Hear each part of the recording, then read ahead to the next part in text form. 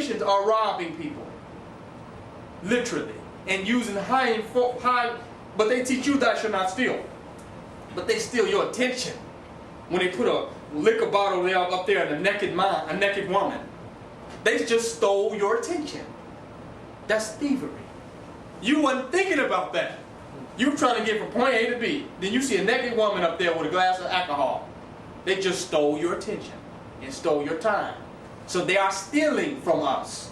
They are stealing consciousness, which is the most valuable thing you can possess. Time is all you have.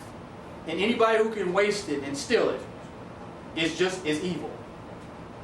So they're stealing it. Every time you go in the community, you see the billboards, they just stole your time. Now you got to think about that bullshit. Right. That a whole corporate body Absolutely. have set together and scientifically and diabolically worked on to get your damn attention. How can we steal the most people attention? Right. To look at this shit and buy our shit. That's stealing. So corporate America is stealing from people. I see images, billboards, or whatever, and it's like I engage into an argument with myself, like, okay, if I was in this situation, what would I do? You know what I mean? Just because I see this image. So I can absolutely identify with what you're saying. They're stealing. You're absolutely right. But they go and say the person on your blog, that's the real thief. But the salesperson wants to steal. He wants to lie to you and present deception to you to make you buy his product. That's what they teach in sales. That's stealing and lying. So corporate America is the biggest thief and the biggest liar. They practice the science of lying and the science of stealing. Literally. How to take from you.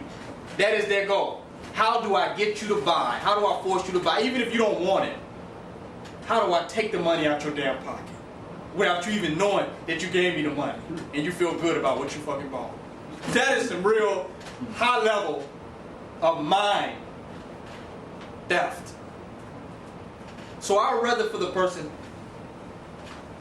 to steal my bicycle, I get another bike. Steal my shoes, I get more shoes.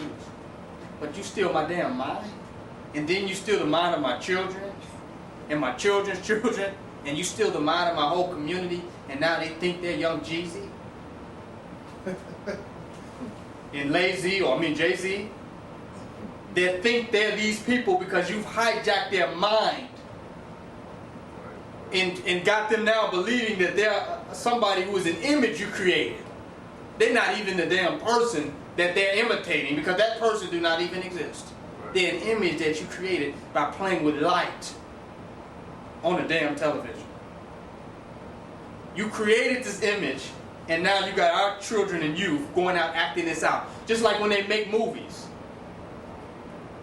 Menace to Society and those movies. Boys in the Hood.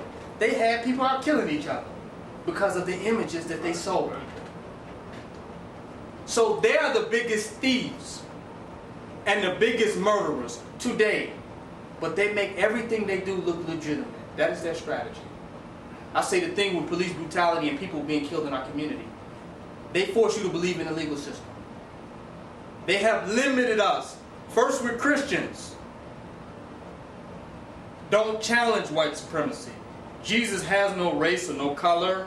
Love all people. Turn the other cheek. Be passive. That's the first weapon of defense that they use. Then the next is the legal system. I shot you, and you're going to come to me for justice from shooting you. You understand the point I'm making? Now, I kill you, and your family come to me to get justice for me killing you. That's the legal system. So we justify it. Somebody gets shot, and their back is to the cop, they're running, and the cops say, our first question will be like, well, what did he do? He didn't do nothing to get shot in the goddamn head. Do you understand the point I'm making? But we have been bamboozled to believe that the legal system is somehow just and right. Well, did he have a gun? The question is, if he didn't shoot the gun in the direction of the person, why did you shoot him in the head? That's wrong. You can get as many jurors and investigators as you want to.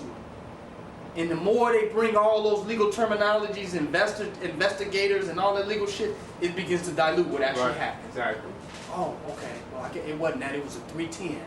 It wasn't a homicide. It was a manslaughter.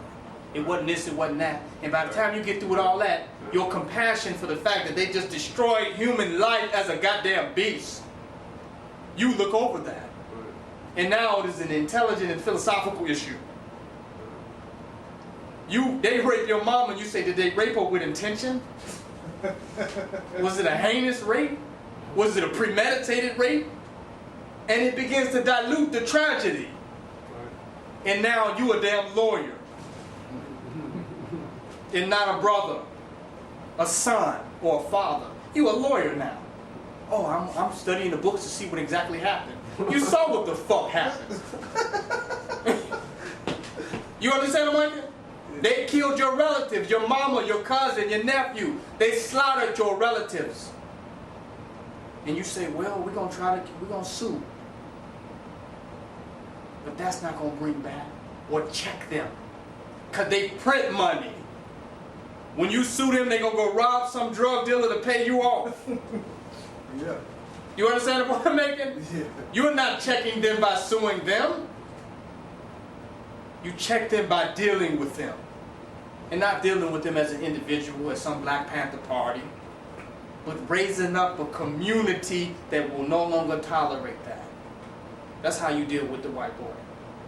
By raising up the collective consciousness of your community.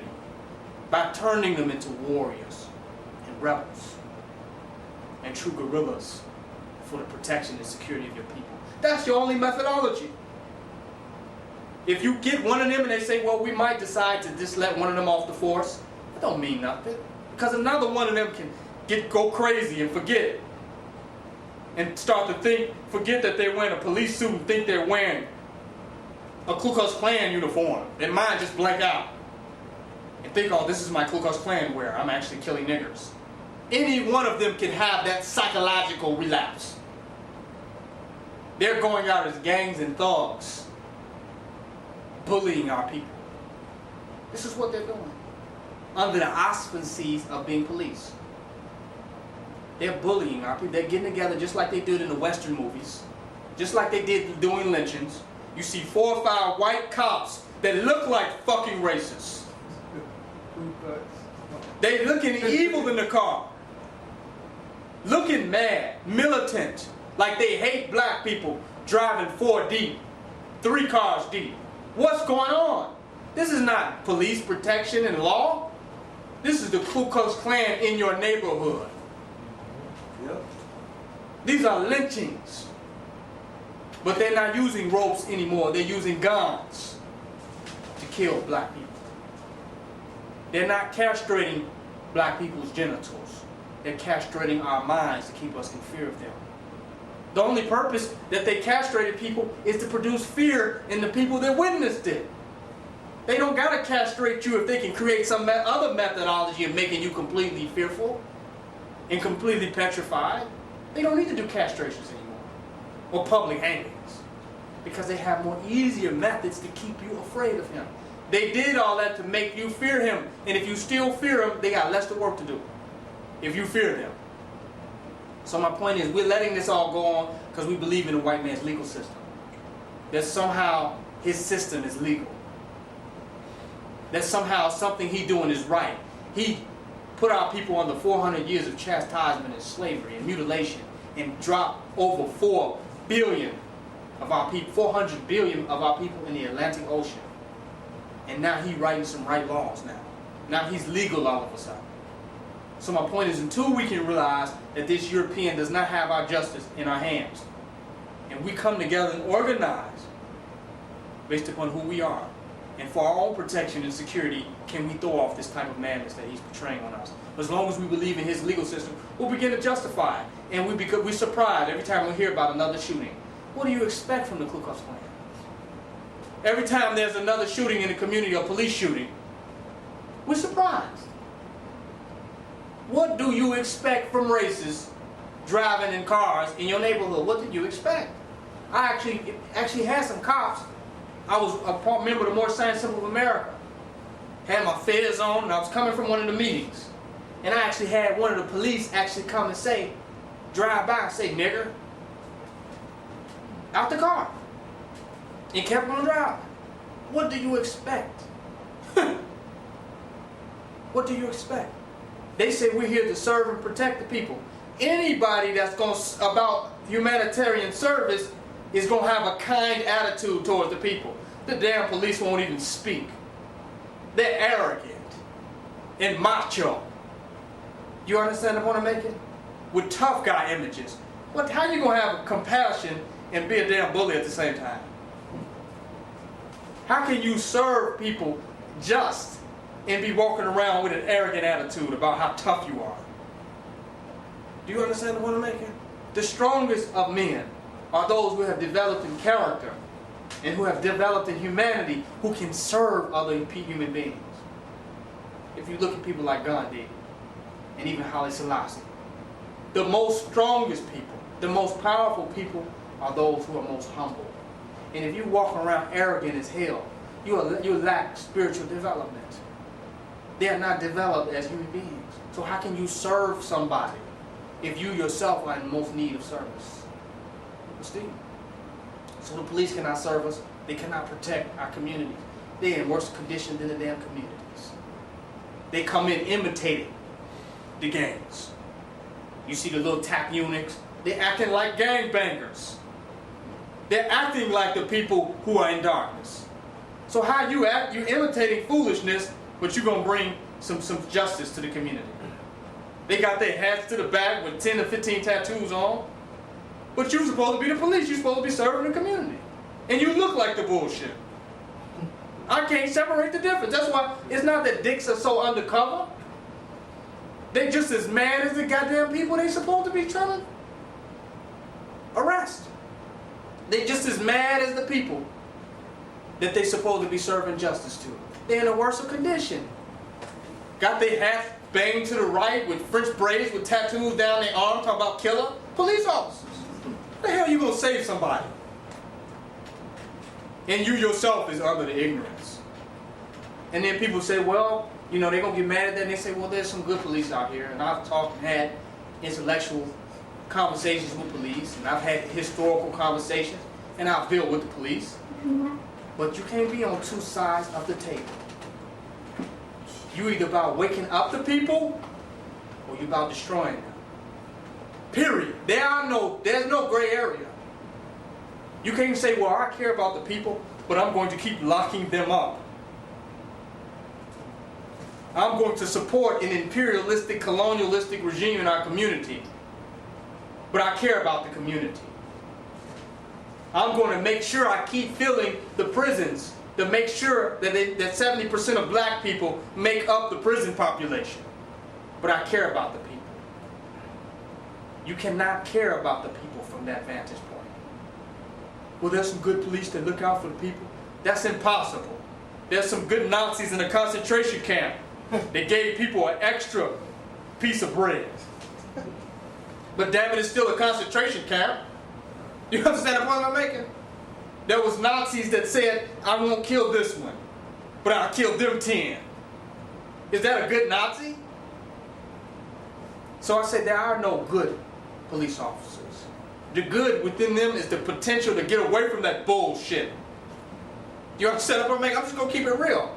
The good in them is their willingness to walk away from that madness of performing those atrocities on our community. That's the goodness that's in them. To one day wake up and realize that I'm hurting the people. If you want to help somebody, create programs to help them. Go out and deal with the youth to create more criminals from being produced. Teach them the knowledge of who they really are. That's the only way you can help them. And if you're not doing that, you're not helping them at all. You're not helping somebody by locking them up, like encaging them like an animal. You're not helping people by doing that. You're adding to and justifying their animalistic mentality. Because now when you act inhumane against them, you justify that inhumane attitude towards the world. Do you see what I'm saying? You justify it. They want to rob and steal because they feel